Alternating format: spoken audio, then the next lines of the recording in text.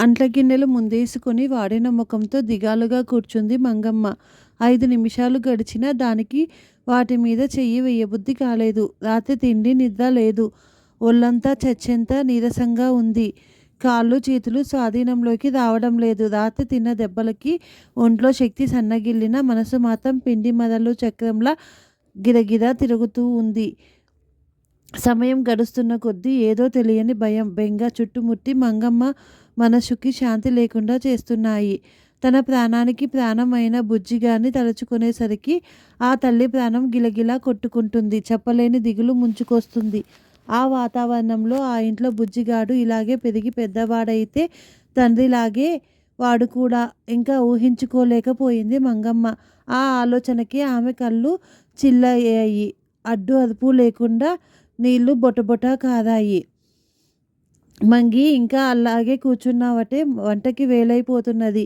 ఆ కూర గిన్నె చారు గిన్నె త్వరగా తోమి పడై, మళ్ళీ మీ బాబుకు కాదు వంట కాలేదని చిందులు తొక్కుతారు అంటూ పెరట్లోకి వచ్చింది అన్నపూర్ణమ్మ. ఏటో నమ్మగారు, మీరు కుంపటి రాజేసి తానం చేసి వచ్చేసరికి ఆ పాటి గిన్నెలు తోమేయకపోతానా? పెట్టనంతసేపే గాని చెయ్యి పెట్టానంటే పనైపోయినట్టే గదా అంటూ మంగమ్మ నుంచి జవాబు వస్తుందని ఎదురుచూసిన అన్నపూర్ణకు చలనం లేకుండా రాతి బొమ్మలా మంగమ్మ అలా కూర్చునేసరికి అసలు విషయం అర్థమైంది. ఏమైందే మంగి, మళ్ళీ మీ వాడు తాగొచ్చాడా? అంది అనునయంగా. ఆ పాటి సానుభూతికే మంగమ్మ మనసులోని బాధ కన్నీరుగా ప్రవహించింది. మళ్ళీ అన్నమాటే ముందమ్మగారు, రోజు ఉండే భాగవతమే కదా అంది మంగమ్మ కళ్ళు తుడుచుకుంటూ. మరి అలా సర్దుకుపోయేదానివి ఇవాళేం ఇలా ముఖం వేలేసేవు? ఏంటి లేదమ్మగారు, నిన్నాడు తాగొచ్చేసరికి బుజ్జిగాడింగా తొంగలేదు. ఆడు తండ్రిని చూసి మంగి కంఠంలో నుంచి మాట తిన్నగా రాలేదు. చూసి నన్ను కొట్టాడని అడ్డం పోతే ఆడికి కూడా 4 తగిలించిండు. బిడ్డకి ఒంటి మీద తెలివి లేకుండా జ్వరం వచ్చి పడ్డది. మళ్ళీ తెల్లారి డాక్టర్ దగ్గరికి తనే పోయి మందెట్టుకొచ్చాడు. పనిలోకి పోకుండా ఆడి మంచం కాడే మతిపోయినాడిలా కూసున్నాడు. కానీ ఏటి లాభం? చీకటి పడ్డాడంటే మళ్ళీ పాతపాటే అంది మంగమ్మ నిస్పృహగా. అన్నపూర్ణ మంగిని ఇంత చిన్నప్పటి నుంచి తెలుసు.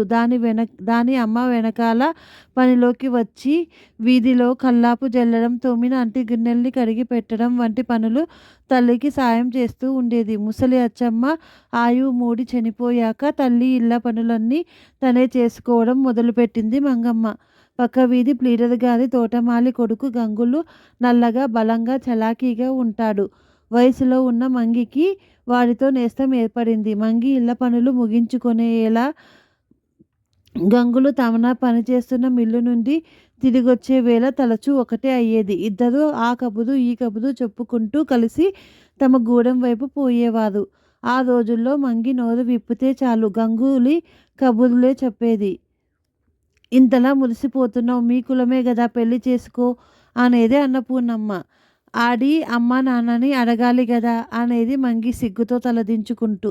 అటు తర్వాత కొంతకాలానికి వాళ్ళు అడగడము, మంగి పెద్దమ్మ అవునని తలూపడము, మంగికి గంగులకి మనువు జరిగిపోవడం అన్నీ ఒకదాని తర్వాత ఒకటి పూర్తయ్యాయి.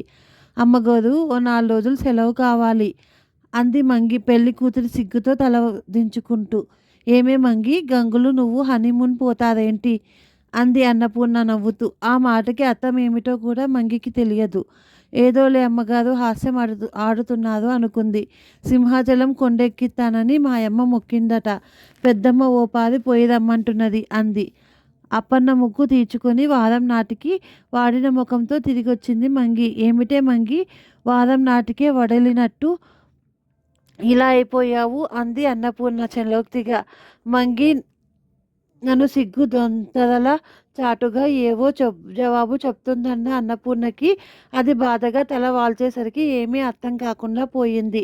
ఏమైందే మంగి అంటూ ప్రశ్నించింది వింతగా దాని ముఖం చూసు. సీసి, ఎంత సిగ్గుచేటు! మరి ఎంత ఇదైనా దేవుడి గుడి కంట ముంగల ఉండగానే ఇంతసేటా అంది మంగి విరక్తిగా. గంగులు చిలిపిగా ఏదో చేసుంటాడు. మంగి కోపానికి అదే కారణం అయ్యుంటుంది అని అనుకుంది అన్నపూర్ణమ్మ. వయసు అలాంటిదే, మరి వెనక ముందు చూడనియ్యదు అంది చిన్నగా నవ్వుతూ. అది సరేనమ్మగారు, దాని మాటకేంటి గాని, సిటికెలో తిరిగొత్తానని చెప్పిపోయినోడు ఏడనో తిరిగి తిరిగి తెగ తాగి తెలివి లేకుండా అర్ధరాత్రి కాడ వచ్చి పడినాడు. నోటికొచ్చినట్లల్లా వాగితే ఎవరూరుకుంటారు? తిట్లు, దిరిగుండాలు, ఆడితో నేరకపోయినా ఏడుపొత్తుంటే. మంగి ముఖం వింత మంగి ముఖం ఇంత చేసుకొని ఆ విషయాలన్నీ చెప్పింది. గంగులు తాగుతాడటే? అన్నపూర్ణమ్మ ఆశ్చర్యంగా అడిగింది. అప్పటిదాకా నాకు తెలియదమ్మా. ఒక పూట లేకపోయినా బతకలేడట. ఆడి నోతితో ఆడే చెప్పిండు అంది మంగి దిగులుగా. పర్వాలేదులే, నువ్వేం కంగారు పడకు. నవ్వుతూ మంచి మాటలు చెప్పి నెమ్మదిగా మాన్పించు. అంతేగాని నువ్వు ఇలా ముఖం మార్చుకుంటూ కూర్చుంటే వాడు మరింతగా పేత్రేగిపోగలడు అంటూ హితవు చెప్పింది అన్నపూర్ణమ్మ. మంగి ఎంత బతిమాలినా బామాలినా నయాన భయాన ఎంత మొత్తుకున్నా గంగులు తాగుడు మానలేదు. నీ మాటిని మానేయాలటే మంగి, కానీ ఏ ఏలకి అది పడకపోతే పిచ్చెక్కిపోతుంది. ఏటి చేయమంటావు చెప్పు, ఇదొకటి తప్పితే నీకేటి లోటు చేయనే అనేవాడు గంగులు. గంగులు అన్న మాట నిజమే. ఆ గూడెంలో మంగిని, దాని ఇంటిని చూసి ఎందరో కళ్ళల్లో నిప్పులు పోసుకునేవారు. మంగిపై ఏవో ఉన్నవి లేనివి కల్పించి చెప్పి వారిద్దరిని విడదీయాలని ప్రయత్నం కూడా చేసేవారు. కానీ గంగులు చెప్పుడు మాటలు వినే రకం కాదు. నా మంగి అగ్గినిప్పు లాంటిది. దగ్గరగా కూర్చుంటే అమ్మ ఒడిలా ఎచ్చగా ఉంటుంది. చొరవ చేసి చెయ్యి పెడితే కాల్చి పారేస్తుంది అనేవాడు గంగులు గర్వంగా. మంగిని ఎవరైనా ఒక కష్టమైన మాటన్నా, అది దేనికైనా కంటతడి పెట్టిన గంగులు సహించలేకపోయేవాడు. బుజ్జిగాడు కడుపున పడగానే దాని చేత ఇళ్ళన్నీ మానిపించేశాడు. అన్నపూర్ణమ్మతో పెరిగిన ఆత్మీయత కారణంగా గంగులు ఎంత చెప్పినా ఆ ఇంట పని మాత్రం మానలేకపోయింది మంగి. నెల నీళ్లు పోసుకున్న దగ్గర నుంచి యథాప్రకారం తన పని చేసుకోపోవడం మొదలుపెట్టింది. పాదులో దోసకాయలా రోజు రోజుకి పెరుగుతున్న బుజ్జిగాన్ని చూసుకుంటూ మిగిలిన అన్ని విషయాలు పట్టించుకోవడం మానేసింది మంగి. గంగులు తాగుడు వ్యసనం వాడి దినసరి రాబడితో పాటు పెరుగుతూ వచ్చింది. ఒక్కొక్క రోజు ఒంటి మీద తెలివి లేకుండా తాగొచ్చి దేనికో దానికి మంగిని కొట్టడం కూడా అలవాటు చేసుకున్నాడు.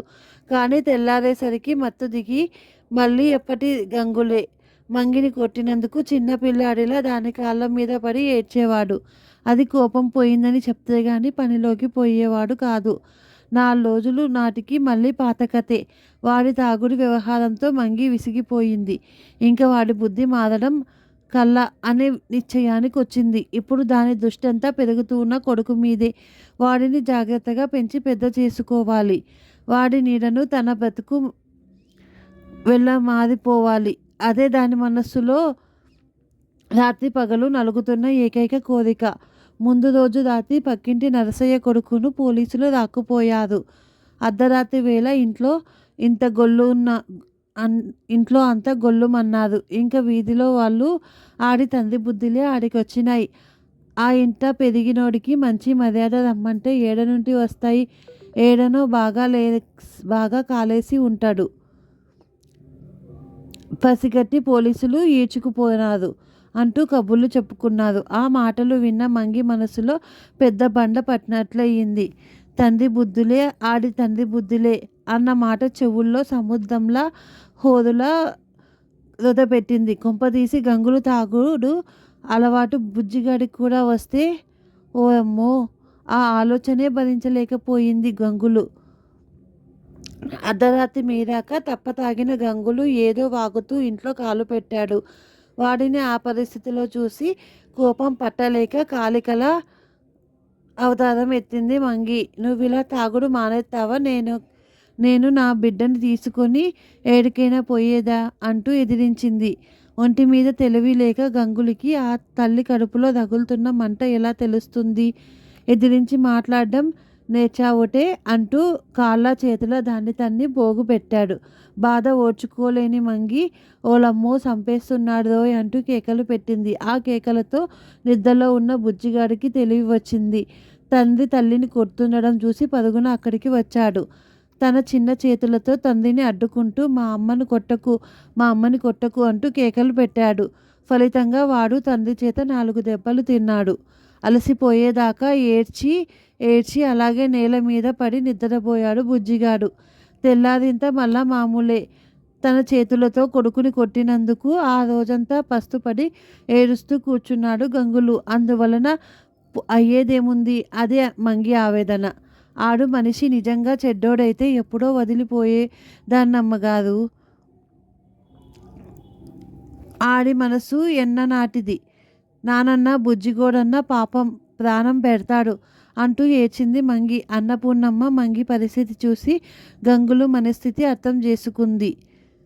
మంగి అన్నట్టు గంగులు మంచి మనిషే. పిల్లాడన్నా పెళ్ళామన్నా వాడికి ఎంతో అభిమానం ఉంది. కానీ ఏం లాభం?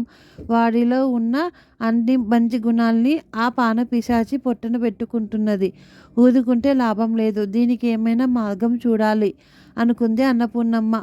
అప్పటికప్పుడు మంగికి ధైర్యం చెప్పి ఇంటికి పంపించేసింది. ఆ రోజు అలవాటుగా కళ్ళు పాకల దగ్గరికి వెళ్ళిన గంగులు డబ్బుల కోసం జేబులో చెయ్యి పెట్టాడు. ఖాళీ జేబు నవ్వి ఊదుకుంది. అది తస్సదియ్యా, ఏడో జోబిలో డబ్బు కొట్టేసినాడు అనుకున్నాడు గంగులు. పోతే పోయినది. రాజులు ఆ పార్టీ తనకి అదువియ్యకపోతాడా అన్న ధైర్యంతో పాకలో దూరాడు. ఆ రోజు గల్లాపెట్టి దగ్గర రాజులు లేడు. ఇంకెవరో కొత్తవాడు ఉన్నాడు. గీ పెట్టుకున్నా అదువిచ్చేది లేదు పొమ్మన్నాడు. గంగులు వాడితో దెబ్బలాడు పెట్టాడు. తిట్టిపోశాడు. తన్నడానికి తయారయ్యాడు. అయినా ఫలితం లేకపోయింది. ఆ కర్తవాడు అనుమాత్రమైనా చలించలేదు. ఇంక చేసేది లేక గంగులు ఇంటి ముఖం పట్టాడు. ఇంట్లో ముందు రోజు చాటుగా తెచ్చిన కాపుసారా ఉంది.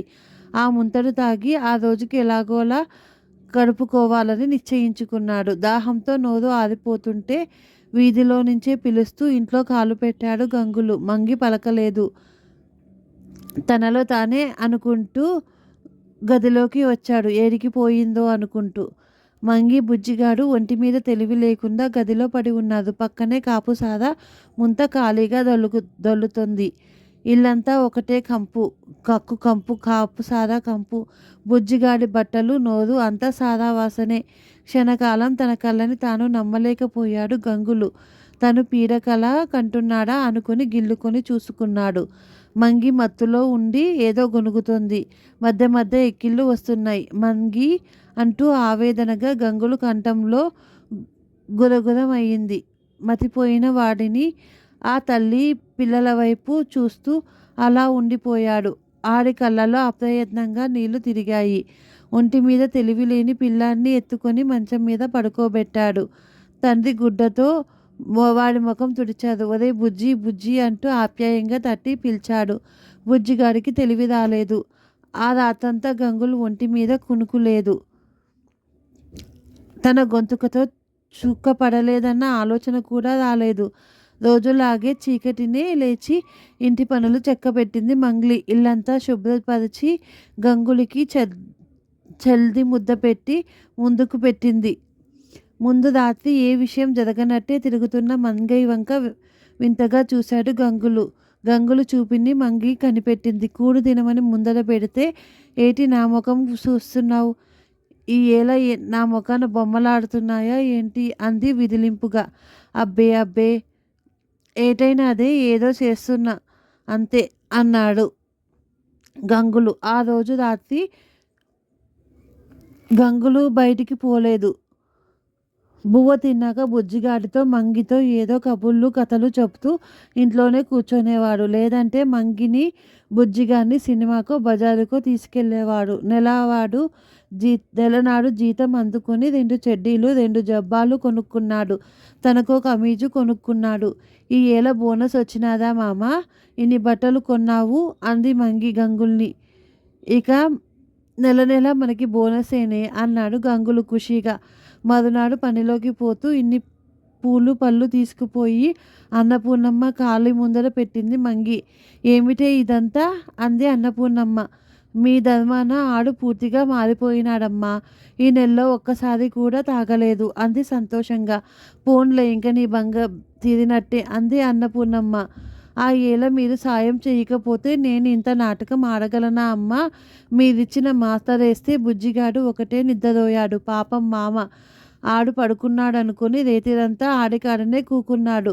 మళ్ళా తెల్లారి లేచి నన్ను ఒక్క మాట అనలేదు. ఏటి జరిగినట్లే ఉండిపోనాడు. కానీ ఆ ఏలంతా ఏదో యోసన చేస్తూనే ఉన్నాడు.